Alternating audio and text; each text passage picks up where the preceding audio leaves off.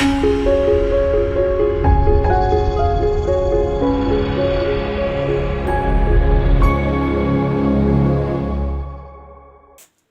वालेकुम दोस्तों, आज का हमारा टॉपिक है हेमोराइड्स, पाइल्स जिसे बवासीर कहते हैं।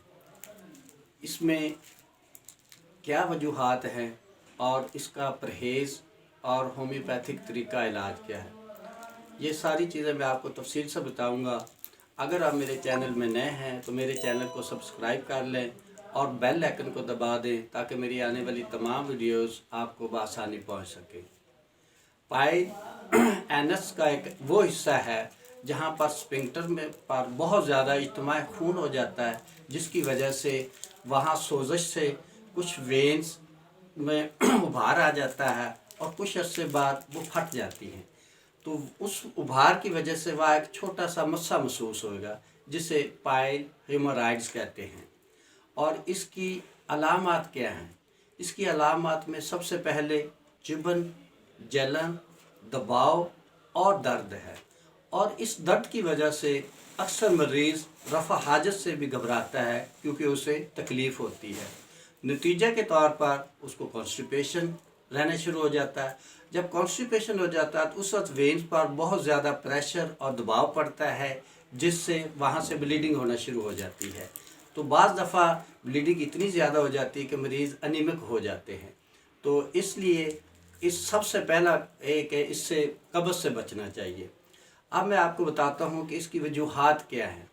इसकी वजूहात में सबसे पहले वो लोग आते हैं जो आयाशाना ज़िंदगी गुजारते हैं, यानी खाना पीना बहुत अच्छा होता है लेकिन काम नहीं होता, एक्सरसाइज नहीं होती, स्पाइसी चीज़ें वगैरह खाते हैं, जिसकी वजह से उनको दोबारा कब्ज़ की शिकायत होना शुरू हो जाती है।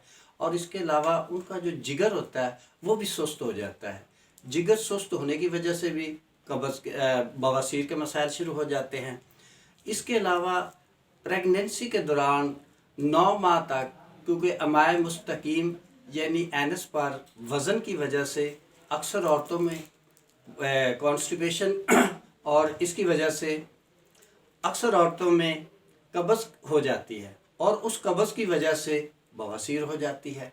तो उससे बचने के लिए उन मरीज़ों को चाहिए कि वो न्यूट्रिशन का ख्याल रखें और कब्ज़ नहीं होनी चाहिए। और इसके अलावा कुछ लोग ऐसे होते हैं जो रेगुलर जुलाब आवर चीज़ें खाते रहते हैं, उससे भी पाइल के मसाइल सामने आ जाते हैं। तो दोस्तों, इन तमाम चीज़ों का होम्योपैथिक में बेहतरीन इलाज है। मैं आपको चंद टिप्स बताता हूँ, वो आप इस्तेमाल करें, इंशाल्लाह पूरी ज़िंदगी आपको पाइल से निजात मिल जाएगी। तो इसके लिए सबसे पहले जो लोग अयाशाना ज़िंदगी गुजारते हैं उसके लिए पहली दवाई है नक्सवमिक का। इसको 200 में आप डेली रात को लेना है और सल्फ़र 200 में सुबह, सिर्फ एक हफ़्ता खाएं। इंशाल्लाह इससे आपके ये मसाइल हल हो जाएंगे। दूसरे नंबर पे इसकी फ़र्स्ट स्टेज में जो ब्लीडिंग होती है, क्योंकि उसमें हिमामिलस 200 सुबह दोपहर शाम सिर्फ 4 दिन दें, सुबह दोपहर शाम हेमामिलस 200। और इसके साथ एस्क्यूलस हिप, ये क्यों ताकत में इसके 15 से 20 कतरे एक कप पानी में मिलाकर सुबह दोपहर शाम इस्तेमाल कराएं, इंशाल्लाह पाइल ख़त्म हो जाएगी। नंबर 2 पे जिन लोगों के मस्से बहुत ज़्यादा होते हैं और पेन होती है, उनके लिए आप कोशिश ये करें कि कलकेरिया फ्लोर 6x में 4 टेबलेट सुबह दोपहर शाम पानी के साथ इस्तेमाल करें। दूसरे नंबर पे दवा है एलोज सोकोट्रीना, ये 200 में 5 कतरे सुबह और 5 शाम को लें। इंशाल्लाह बवासीर के जो मस्से हैं वो इससे मुस्तकिल ख़त्म हो जाएंगे। और इसके बाद एक दवा आती है एसिड म्यूरिका।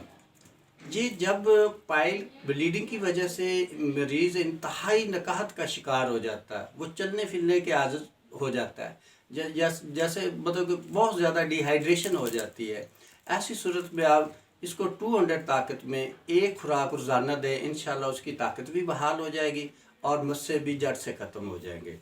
अब दोस्तों, जो हमल के दौरान औरतों को पाइल की शिकायत होती है, उसमें ये है कि आप एस्क्यूलस हिप और कालनसोनिया 30 ताकत में आल्टरनेट सुबह दोपहर शाम हफ्ता 10 दिन खिलाएं, इंशाल्लाह उनकी पाइल ख़त्म हो जाएगी। तीसरे नंबर पे जो औरतें प्रेगनेंसी के बाद पायल का शिकार होती हैं, उनके लिए सबसे पहले आप पोडोफाइलम सीएम में 2-2 घंटे बाद एक दिन में सिर्फ 3 खुराकें देनी है, 15 दिन तक कोई दवा नहीं देनी। दूसरे नंबर पे दवाई है सीपिया।